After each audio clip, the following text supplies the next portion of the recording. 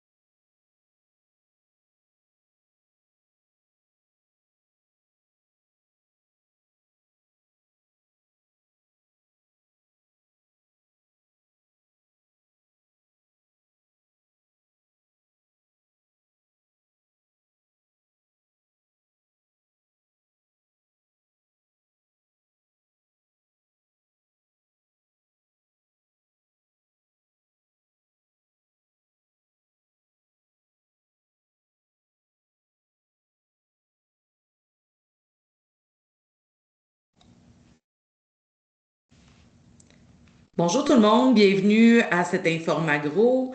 Je me présente Isabelle Rivard, je suis directrice générale du créneau d'excellence agroboréal, pardon. Aujourd'hui, le sujet de l'Informagro sera un bilan 2025, défis tendances, opportunités pour les marques alimentaires d'ici. Donc, voir quelles sont les perspectives pour les mois à venir, pour l'année 2026. Donc, on va avoir David Duchesneau de Nielsen IQ qui va être avec nous aujourd'hui dans quelques instants. Avant de céder l'écran et la parole à David, permettez-moi quand même de vous rappeler que les séances Informagro sont une collaboration des créneaux bioalimentaires du Québec, donc créneau d'excellence agroboréal, le créneau d'excellence aliment santé, le créneau acéricole, ainsi que le créneau transformation. Donc, je vous invite à aller consulter pour chacun de ces créneaux nos offres de services, les projets qui sont en cours, les différentes activités à venir. D'ailleurs, on a une belle programmation pour les Informagro pour l'année. On a d'ailleurs le 20 mars prochain sur le coup de revient avec Martin Auger. On aura également le 23 avril un Informagro avec le groupe d'Encause sur la segmentation de la clientèle. Et le 28 mai, on sera avec le CRIBIC qui va venir nous parler de bioéconomie. Ça sera notre programmation des prochains mois. Et pour rappel, AgroBoréal, on est un créneau d'excellence dont la mission est de favoriser les collaborations et l'innovation pour le développement du secteur agroalimentaire boréal. Donc, vous avez nos coordonnées, n'hésitez pas à nous rejoindre. Et les Informagros sont également une collaboration rendue possible grâce à Financement Agricole Canada. Donc, Financement Agricole Canada est une société d'État fédéral qui est un prêteur entièrement dédié au secteur agricole et au secteur agroalimentaire, donc également au niveau de la transformation alimentaire.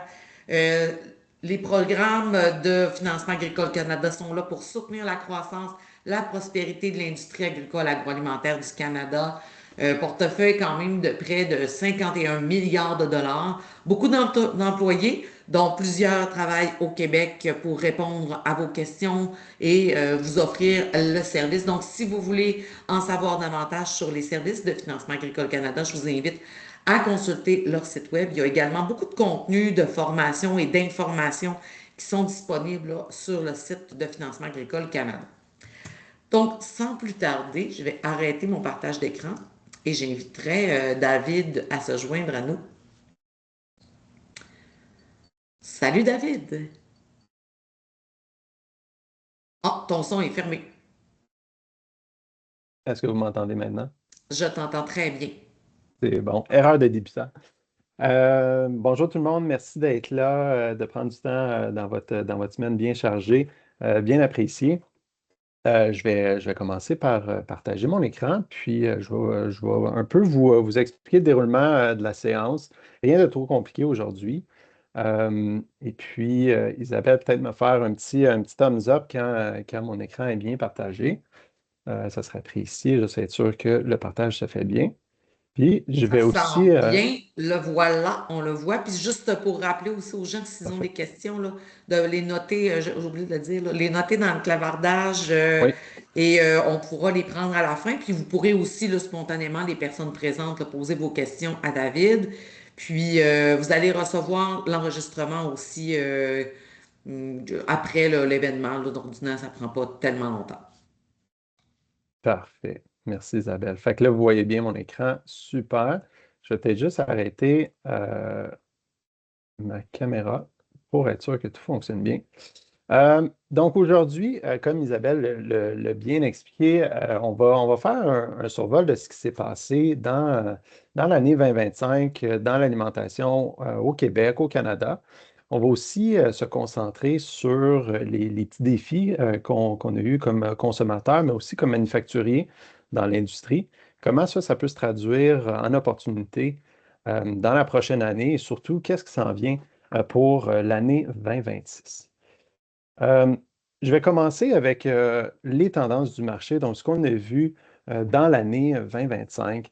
Donc, au Canada, on voit l'inflation, ça a toujours été dans les dernières années un sujet qui a été assez populaire. On le voit que dans la dernière année ou dans le dernier mois de 2025, l'inflation s'est située au niveau de 3 au Canada. On voit beaucoup de variations à travers les différents mois dans l'année. Puis il y a différents départements qui ont surpassé cette inflation-là au national, notamment. On va penser aux produits d'épicerie, les produits de santé, beauté, que tout ça, ça l'a dépassé l'inflation nationale. Mais les produits non alimentaires, donc le non-food qu'on appelle, il y a eu une déflation au cours du quatrième trimestre de 2025. Et quand on compare ça au Québec, on voit que les variations mensuelles sont pas mal plus agressives, comme vous le voyez, mais on suit quand même la tendance canadienne quand on regarde ça sur une année complète. L'inflation qui s'est chiffrée à 3 tant dans les 52 dernières semaines qu'au quatrième quart de 2025. Et lorsqu'on creuse encore pour les départements, le portrait est un petit peu différent, mais on voit encore une fois qu'au niveau de la viande, des poissons, fruits de mer, l'inflation est vraiment plus forte que toute catégorie confondue pour l'industrie au Québec. Quand on se compare euh, par rapport à la moyenne nationale, mais même dans les autres provinces, on voit que le Québec est vraiment en ligne avec les autres marchés. L'inflation est assez constante dans toutes les régions, mais on voit qu'au Québec et en Ontario, l'augmentation des ventes physiques, donc le tonnage, les kilos vendus, a été stable. Donc ça nous montre qu'il y a peut-être des choses qui se passent au niveau des ventes, mais on va y toucher dans quelques instants. Mais on voit que c'est encore une fois les consommateurs qui cherchent des façons de s'adapter. Ça fait plusieurs années qu'on en parle, comme j'ai dit un petit peu plus tôt. Avec la pandémie, ça a vraiment changé notre perception de l'industrie. Ça a aussi changé comment que les prix comment que les prix étaient en vigueur. Donc, on le voit à la gauche, on a le mois d'avril 2023 et on se dirige vers 2026. Évidemment, on a beaucoup ralenti au niveau de l'inflation vers la fin 2023 et surtout en 2024, mais on voit une certaine reprise en 2025, puis on semble continuer cette tendance-là en 2026. On voit cette même tendance-là au Québec. Et la question qu'on s'est beaucoup fait poser quand on a commencé à analyser l'impact pour les consommateurs depuis la pandémie, c'est le panier, là, si on dépensait 100 en 2000, avant la pandémie, ça représente combien aujourd'hui? Bien, au Canada, on dépense 28 de plus par rapport à avant la pandémie. Je pense que ce n'est pas une surprise pour personne ici que le panier coûte plus cher puis qu'on a subi des augmentations de prix à gauche et à droite, mais de le voir en chiffres, c'est toujours un petit peu plus frappant. C'est pas pour rien que les consommateurs, on cherche des façons de s'adapter, mais aussi que c'est vraiment plus difficile à absorber tous ces changements-là. On le voit à la gauche en janvier 2023, quand on a commencé à faire ces analyses-là, ben, on voulait voir c'est qui les consommateurs ou comment que les consommateurs ont été impactés par tous ces changements-là. Est-ce que les gens ont continué à dépenser comme avant? Est-ce qu'ils sont dans une meilleure position financière ou sont vraiment en train, désolé le bon français, mais en train d'en arracher, en difficulté? Puis on voit que quand on se dirige vers la mi-2025 et même vers la fin 2025, la majorité des consommateurs sont prudents ou sont même dans une situation de difficulté. On voit plus de 75% des consommateurs ici vont vraiment faire attention à leurs dépenses et c'est vraiment ce qu'on voit dans les achats. Et quand on voit ça et qu'on compare avec la performance des ventes dans les marchés des biens de consommation, c'est presque la moitié des catégories qui sont en baisse de volume, mais qui ont aussi des augmentations de prix significatives. Encore une fois, on se compare avec 2024, mais quand vous voyez que le jus de tomate, le café moulu, le chocolat, on voit quand même des baisses importantes de vente, mais des augmentations de prix assez significatives. Donc, l'un va souvent avec l'autre. Mais aussi, ce qui est intéressant, c'est de voir dans la catégorie des non essentiels, donc les rafraîchisseurs à laine, une perte de 26% au niveau des ventes, mais une augmentation de prix de 30%. Je ne pense pas que les gens se prennent moins soin de leur hygiène, mais c'est quand même intéressant de voir ces catégories-là de non essentiels comme la vaisselle ou comme même les chandelles, de voir des augmentations de prix assez importantes. Quand on prend tout ça, puis on se dit, bon, OK, les consommateurs, ils cherchent des différentes façons de s'adapter, mais on le voit dans les différents canaux, dans les types de magasins.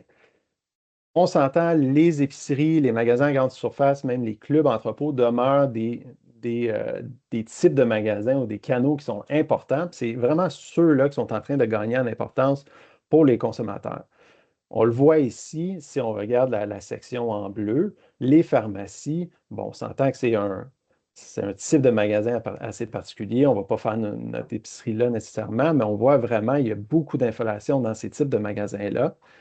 Et contrairement aux dépanneurs et stations-service, que là, on voit vraiment une tendance inverse, on voit les consommateurs sont vraiment en train de se diriger et chercher des meilleurs endroits pour avoir la meilleure valeur pour leur argent. Et quand on suit ça dans le temps, puis qu'on regarde où est-ce que les gens sont allés dépenser dans les épiceries, on voit que vraiment, on est rendu à une séparation, un split 50-50 entre les bannières conventionnelles et les bannières à escompte. Euh, Puis, en général, on est rendu vraiment égal dans les ventes totales qu'on suit, même dans l'alimentaire. Quand on se dirige dans le non-alimentaire, même dans le beauté, la tendance est vraiment inverse. Non-alimentaire, les magasins à escompte prennent beaucoup de place, mais dans le santé-beauté, ça va être l'inverse, les bannières conventionnelles, peut-être à cause de l'offre de produits qui est disponible. Mais c'est vraiment ce qu'on voit les consommateurs faire. Mais de plus en plus, on va faire des achats dans les bannières d'escompte. On va même dépenser plus puis y aller plus souvent pour s'adapter. On l'a vu pendant la pandémie, les gens allaient aux endroits qui étaient les plus pratiques pour eux. On ne faisait plus 3-4 épiceries pour avoir le meilleur rabais. On cherchait vraiment la disponibilité du produit. Puis après ça, là, on y allait avec les prix. Mais là, en ce moment, avec plusieurs années d'adaptation, là, les consommateurs veulent vraiment trouver la meilleure valeur pour leur argent. Et c'est pour ça qu'ils se dirigent vers les bannières à escompte. Puis on le voit, à la gauche, on était en 2022. Ici, on recule encore même 5 ans avant ça. On était peut-être à un 40, même un 35% pour les bannières à escompte. Donc, la ligne bleue ici. Et plus qu'on s'est dirigé dans le temps, on est vraiment rendu à un équilibre de 50-50 pour les parts de marché de ces deux types de bannières-là. Ce qui est intéressant aussi, c'est de voir pour les bannières l'importance de la marque privée. On a souvent parlé de la marque privée comme étant une façon d'avoir des produits de qualité, d'avoir des produits à bon prix. Et là, on le voit dans ces deux types de bannières-là. Dans les magasins à escompte, on voit que la marque privée prend beaucoup plus de place. On voit même une meilleure croissance autour de 5%. Mais tout comme les bannières conventionnelles, la croissance de la marque privée a vraiment ralenti. On est en dessous de la croissance des marques nationales. Euh, et c'est justement ça qu'on voit parce que ce qui est intéressant, il y a quelques mois, on a fait une étude à voir comment que les consommateurs réagissaient face à la marque privée. Est-ce que c'était quelque chose qu'ils considéraient?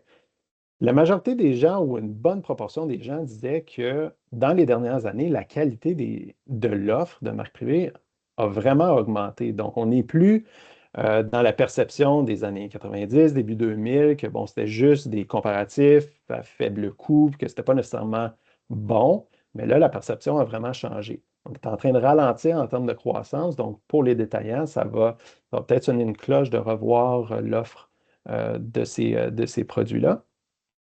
Et aussi, on a parlé évidemment des bannières escomptes comme Super C, comme Maxi, les bannières conventionnelles comme Metro, IGA, etc. Mais quand on regarde les autres types de magasins comme les clubs entrepôts, même les magasins à 1 $ et les épiceries ethniques, donc des bannières un petit peu plus petites, mais comme on le voit, les consommateurs sont en train de transférer leurs dépenses dans ces types de magasins-là. On le voit dans les clubs entrepôts, ici à gauche, il y a plus de gens qui vont acheter des produits périssables, des produits frais, même de la confiserie.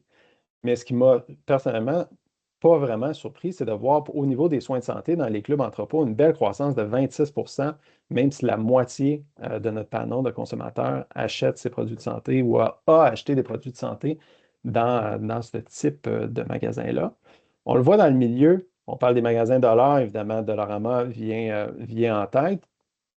La confiserie, les collations dans ce type de magasin-là, c'est vraiment une catégorie qui est reconnue pour être performante dans ce réseau-là. On le voit, 89 de notre panel de consommateurs a acheté ce type de produit-là. On voit une belle croissance de 15 aussi. Mais dans les autres types de catégories, on voit vraiment des choses commencer à sortir dans ce type de magasin-là, que ce soit au niveau de l'hygiène personnelle, même de l'entretien ménager. On voit qu'il y a plusieurs consommateurs qui décident d'acheter des produits-là, puis ça se traduit par une belle croissance. Les épiceries ethniques, comme vous le voyez, ça demeure relativement petit. C'est un segment assez euh, niché de la population qui va magasiner dans ces endroits-là. Mais on le voit quand même, ça affiche des énormes croissances, surtout dans l'entretien ménager et même dans les produits d'hygiène, même s'il y a seulement une petite proportion de la population qui va acheter ces produits-là dans ces magasins. Je l'ai mentionné un petit peu plus tôt, en 2025, il y a eu plusieurs changements, il y a eu plusieurs éléments qui ont eu un impact sur nous en tant que consommateurs ou même comme nous, comme en tant que manufacturiers. Ça va venir sans surprise à tout le monde qu'on va parler des tarifs. Je ne rentrerai pas énormément en détail parce qu'on en a beaucoup parlé tant dans les nouvelles que nous dans nos présentations, mais il y a un changement qui est en train de se produire au niveau des consommateurs que je voulais partager avec vous. Même si 92 des Québécois disent que les tarifs vont avoir un impact négatif sur leur vie, presque la même proportion au niveau canadien, le, le, excusez-moi, la part des consommateurs qui vont vraiment privilégier les produits locaux va changer, est en train de changer. 54 des Canadiens ont dit qu'ils ont acheté plus de produits locaux, qui ont visité des détaillants locaux, qui ont fait des efforts par rapport à ça, mais on voit, comme je l'ai mentionné, la tendance est en train de changer. Quand on a commencé à faire des études autour des tarifs, autour des achats locaux, il y avait beaucoup plus de consommateurs canadiens qui disaient qu'ils allaient vraiment boycotter les produits, je ne vais rien acheter d'américain, que je vais me concentrer seulement sur les produits canadiens, mais on voit vraiment ça, c'est en train de changer, c'est en train de diminuer. On voit qu'il y a une grosse proportion des consommateurs canadiens qui vont être pragmatiques, donc qui vont privilégier les produits canadiens autant que possible, mais qui vont quand même acheter des produits américains si c'est ça la meilleure option. Et c'est là que ça sonne la cloche de dire, bon, la différenciation d'avoir des produits locaux, c'est peut-être pas tout ce qui compte. Il y a aussi la disponibilité, il y a aussi les prix, mais aussi la valeur du produit et comment que ça répond aux besoins. Et quand on traduit ce sentiment-là au Québec, on regarde les marques québécoises, c'est intéressant parce que les marques, ils représentent quand même 26 de toutes les ventes alimentaires au Québec.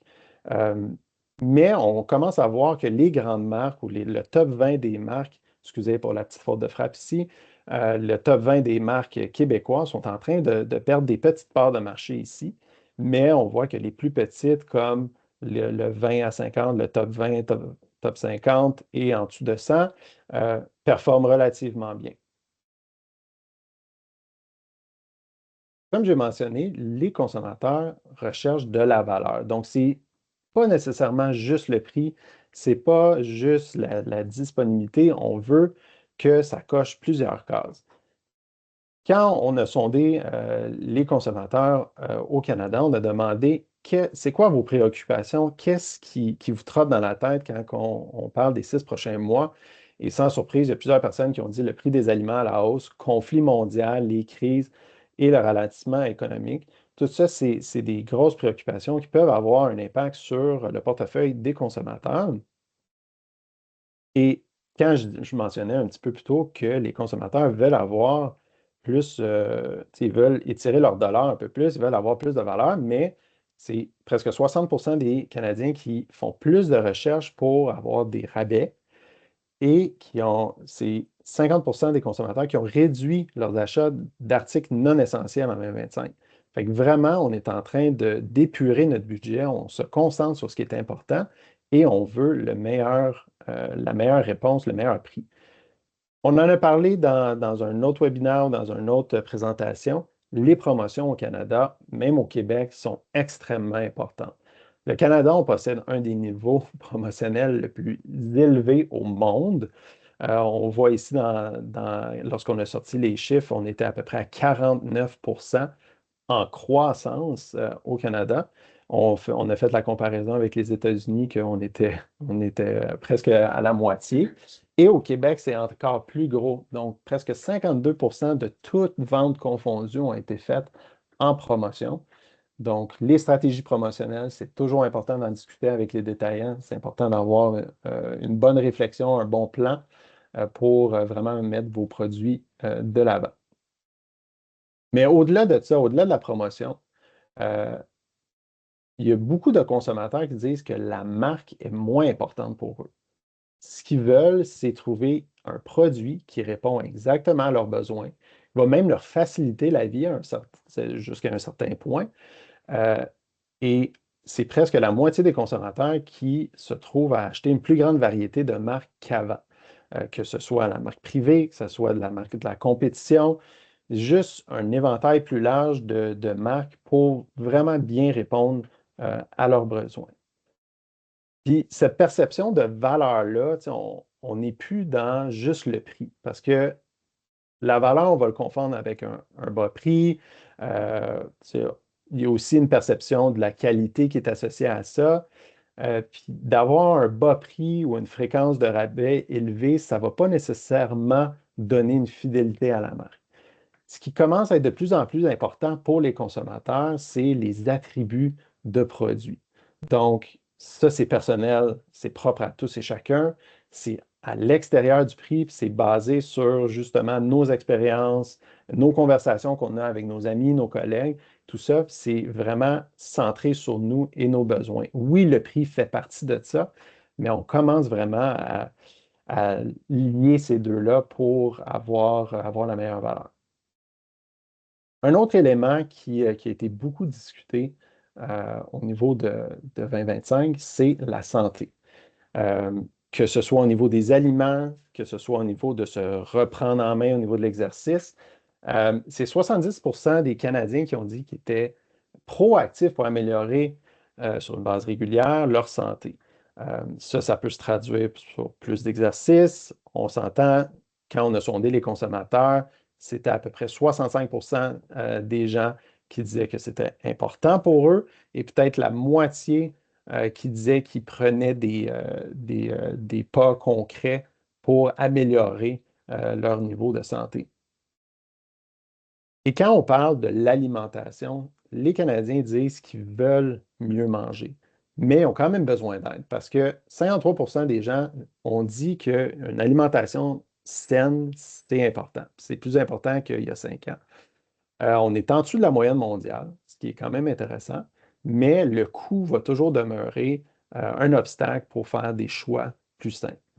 Euh, la motivation ou la discipline, j'aimerais dire, va toujours aussi rester un facteur.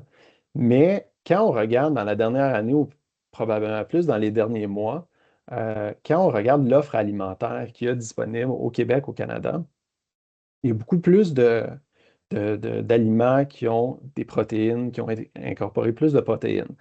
Que ce soit, comme vous voyez dans la photo, les pâtes. On voit que 47% des Canadiens disent que les aliments qui ont des protéines leur parlent lorsqu'ils cherchent des options plus saines. C'est aussi associé avec plus de satiété.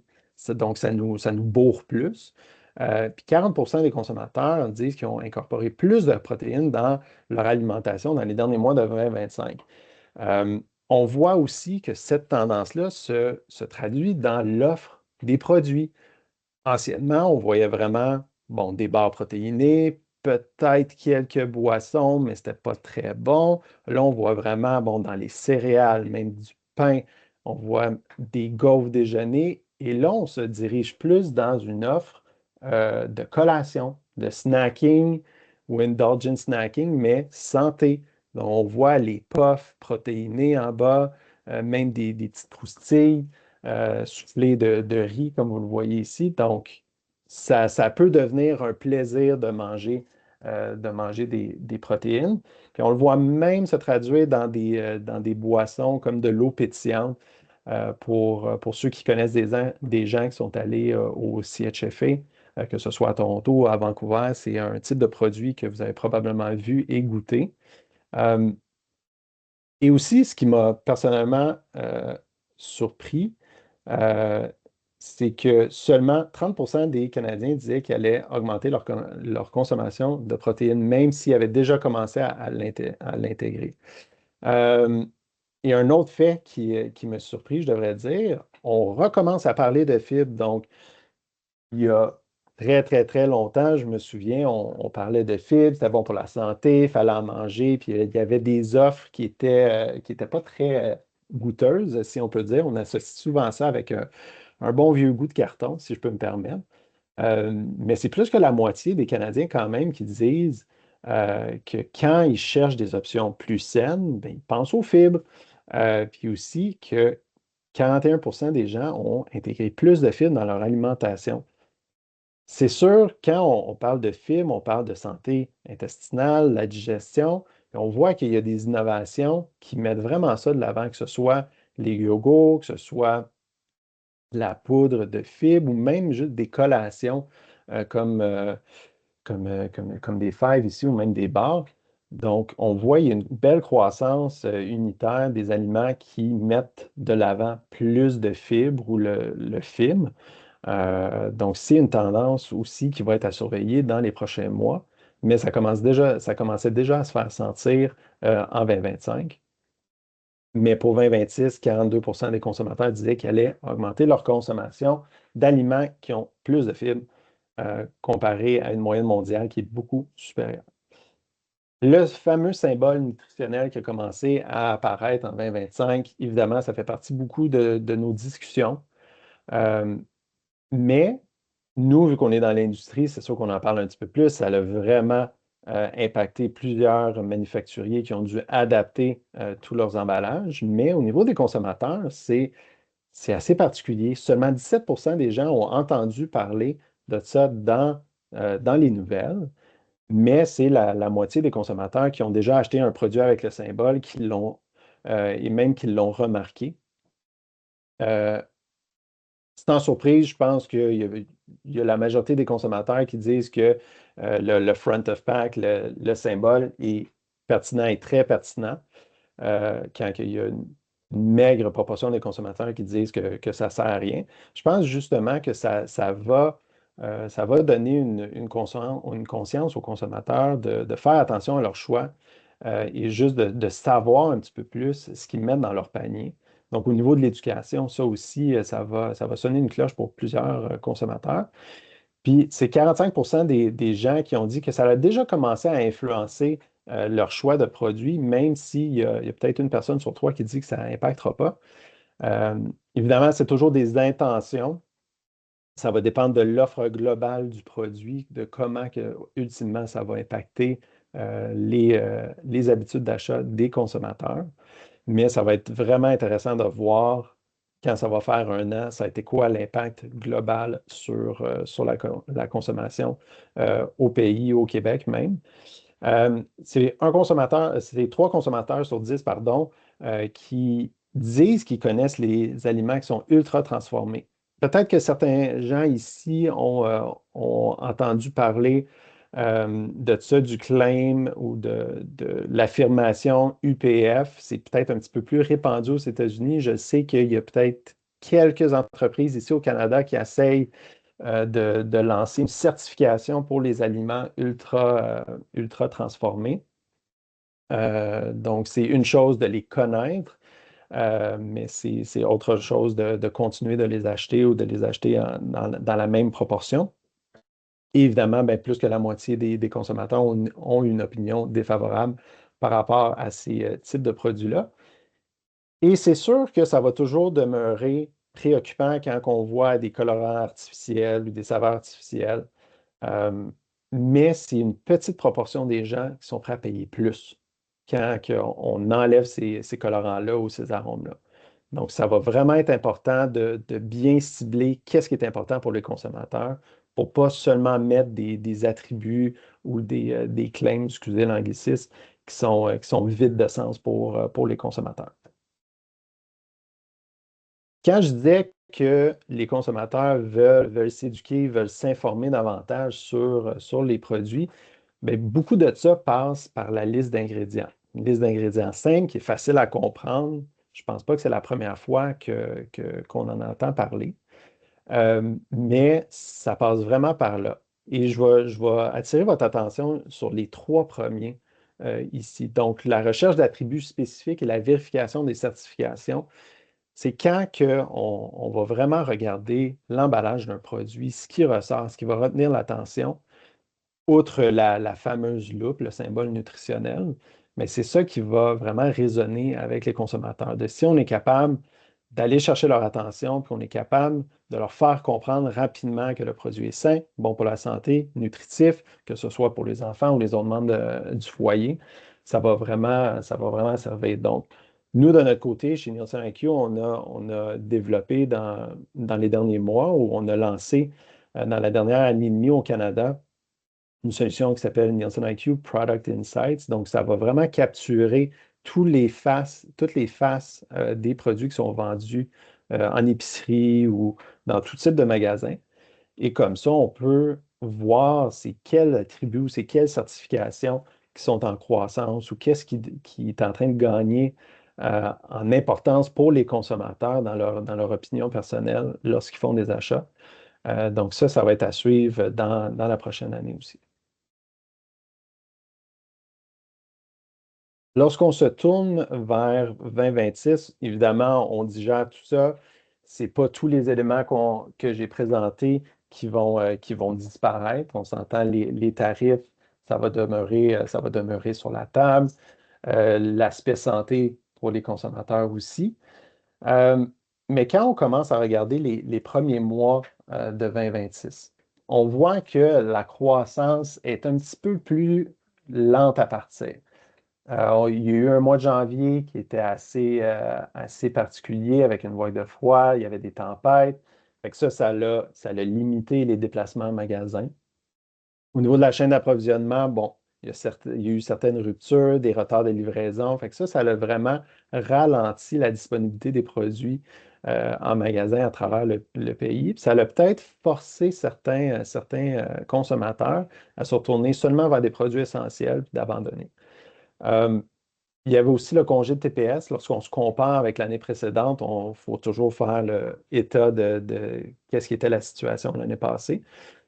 Avec le congé de TPS, bon, ça a peut-être eu un effet de déplacement de la demande. Les gens ils ont peut-être fait plus de réserves pendant ce congé-là. Ils ont peut-être adapté leurs habitudes de consommation. Fait que ça a aussi un impact avec cette année. Et quelque chose que nous, à l'interne, on commence à discuter un peu ou qu'on garde toujours dans notre petite poche en arrière, c'est peut-être la croissance de la population au Canada. On voit qu'il y a un certain ralentissement.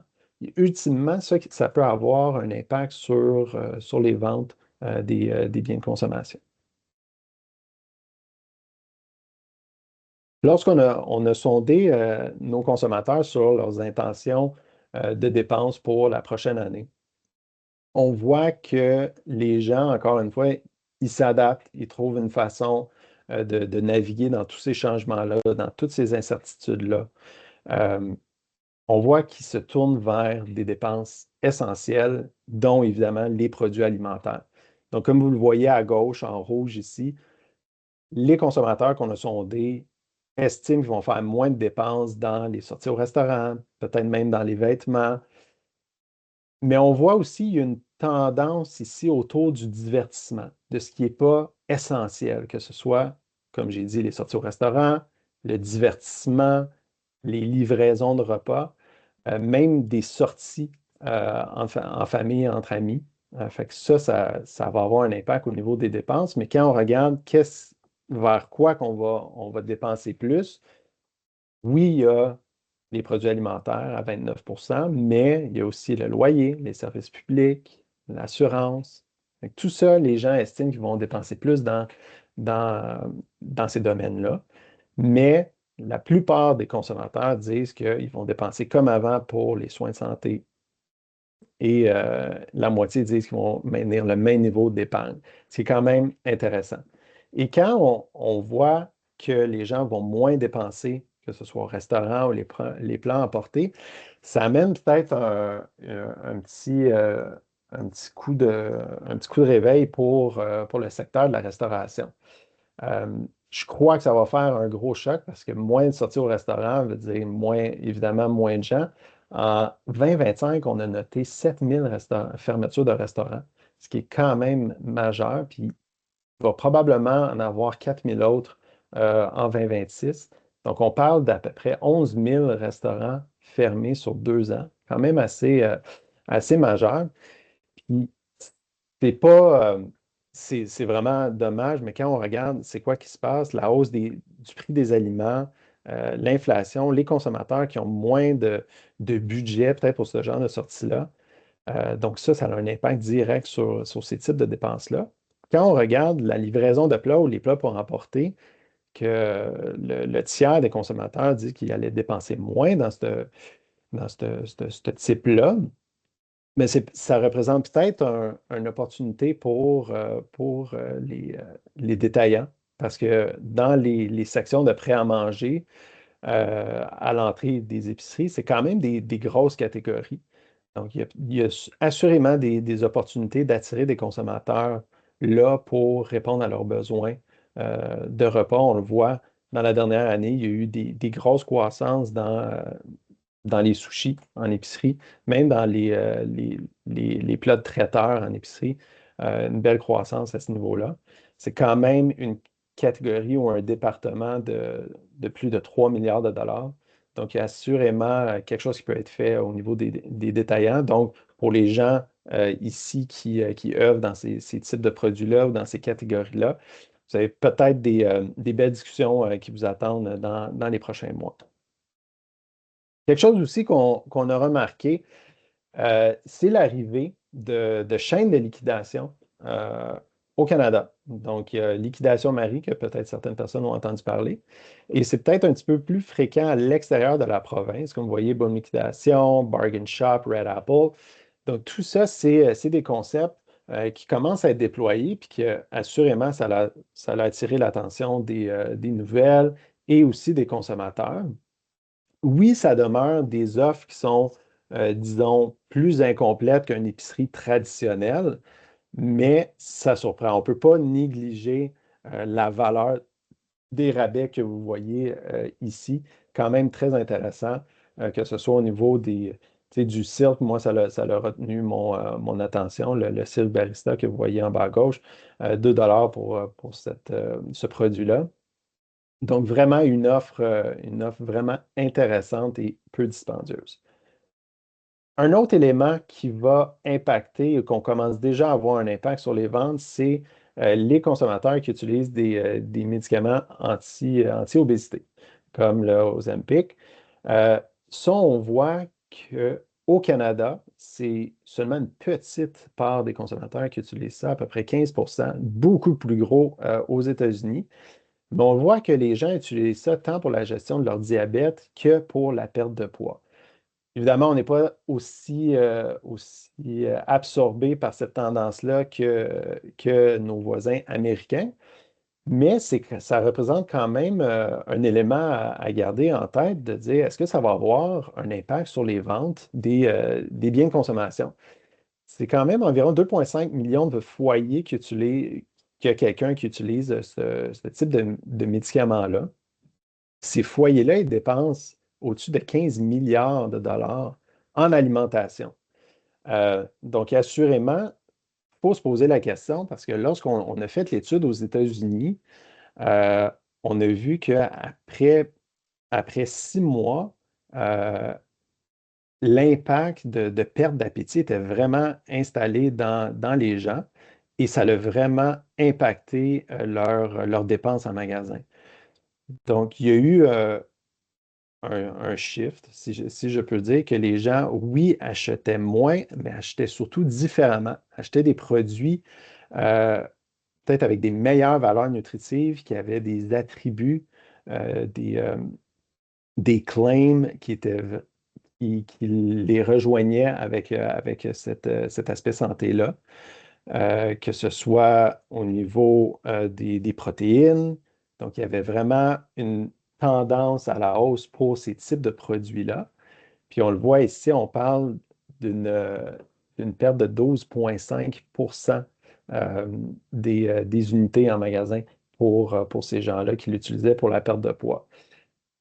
Quand on regarde les catégories qui sont impactées par ça, puis ça, c'est une étude qui a été faite aux États-Unis, au Canada, ça devrait sortir sous peu. Euh, on aurait pensé que c'est des catégories de produits vraiment indulgentes, comme les bonbons, les chips et tout ça. Quand on creuse, on voit, bon, la soupe surgelée, les substituts de sucre, les saucisses cuites séchées comme jerky ou saucisson. Donc, tout ça, c'est des catégories qui sont en décroissance dans les ménages GLP-1 aux États-Unis. Mais les caractéristiques qui apparaissent sur ces produits-là, il y a vraiment une ligne directrice. On voit riche en calories ou indulgent, repas complexes, aliments transformés, collations, snacks. Tout ça, c'est, comme je disais, c'est des caractéristiques, des attributs qui ressortent du lot, qui rejoignent moins ces consommateurs-là. Fait que, à garder en tête et euh, les entreprises sont pas sourdes à ce feedback-là des consommateurs. Donc, il y en a plusieurs qui sont en train de développer leur propre désignation qui sont friendly ou qui supportent le GLP-1. Donc, on le voit dans le Healthy Choice. Eux, c'est vraiment une grosse section de leur emballage qui disent, OK, c'est haut en protéines, il y a des fibres et c'est friendly pour l'utilisation de ces médications-là anti-obésité. Donc, ça va peut-être commencer au Canada, mais c'est définitivement en grosse croissance aux États-Unis. Pour terminer, je voulais finir avec deux diapos sur autant l'inflation que qu'est-ce qui se passe dans le marché et peut-être des mythes ou des idées préconçues qu'on peut avoir sur les consommateurs. Euh, Ici, quand on voit que en 2024, on a eu un redout au niveau de l'inflation, tant au Canada qu'au Québec, et que là, ça recommence peut-être à prendre de la vitesse. On dépasse ici l'indice des prix de consommation lorsqu'on regarde l'inflation des biens de consommation dans les catégories alimentaires. Fait que ça donne une pression incroyable tant sur les manufacturiers que les détaillants. Fait qu'on aimerait ça que les équipes marketing trouvent une façon de faire des optimisations de coûts et d'aller rejoindre les consommateurs avec une offre de valeur qui réponde vraiment à leurs besoins. Puis les consommateurs, on le sait, on l'est tous, on est de plus en plus sensibles au prix. On l'a vu seulement par le transfert des consommateurs vers des bannières à escompte qui offrent des meilleurs prix. Euh, ça stimule la croissance dans le marché, puis ça oblige les marques à renforcer leur proposition de valeur. Fait qu'on veut des stratégies de promo qui font du sens, qui sont logiques tant pour le détaillant que pour le manufacturier, mais qui vont vraiment avoir un impact solide au niveau des consommateurs. Et quelque chose d'important à se souvenir, c'est que l'inflation, ça peut varier selon les régions et selon les catégories surtout. Fait que si on a des manufacturiers ici qui travaillent dans différents types de produits, c'est important de garder ça en tête que notre stratégie, on ne peut peut-être pas l'aligner à travers tous nos produits. Puis il faut peut-être se concentrer et utiliser des données qui sont disponibles à nous pour s'adapter, adapter nos prix et surtout notre assortiment par région et par catégorie pour rester compétitif. Ici, comme j'ai dit pour terminer, il y a 4 mythes qui sortaient du lot et qu'on voulait adresser. Euh, c'est que lorsque les consommateurs se sentent plus confiants, sentent en meilleure position, automatiquement, ça veut dire qu'ils vont dépenser plus. Pas nécessairement, parce que la situation financière des consommateurs n'a pas vraiment changé et même que les gens sont peut-être plus prudents. Puis la confiance la confiance des consommateurs, c'est peut-être plus qu'on accepte que on est dans un marché assez particulier, volatile, qu'il y a énormément de changements. Comme j'ai mentionné au début, ça fait plusieurs années qu'on s'adapte continuellement, que ce soit euh, au début de la pandémie, qu'on faisait juste chercher ce qui était disponible, qui était en stock. Après ça, on faisait avec des prix qui étaient plus élevés. Donc là, on se tourne vers des produits qui répondent à nos besoins, même, puis on essaie de s'adapter avec des prix. Donc là, ce qu'on suggère aux gens, c'est vraiment d'offrir des avantages qui vont simplifier la vie des gens, des bons produits qui vont cocher ces cases-là. Euh, Après ça, quand on se dit que la croissance des marques privées prouve que les consommateurs continuent de privilégier des options moins chères, bon, c'est que comme je mentionnais, on est loin de la qualité des produits d'il y a plusieurs années. Il y a beaucoup de marques qui ont comblé leur retard, tant sur la qualité que sur les innovations qu'ils mettaient de l'avant. Donc, on n'est plus seulement une copie conforme d'un produit de marque nationale.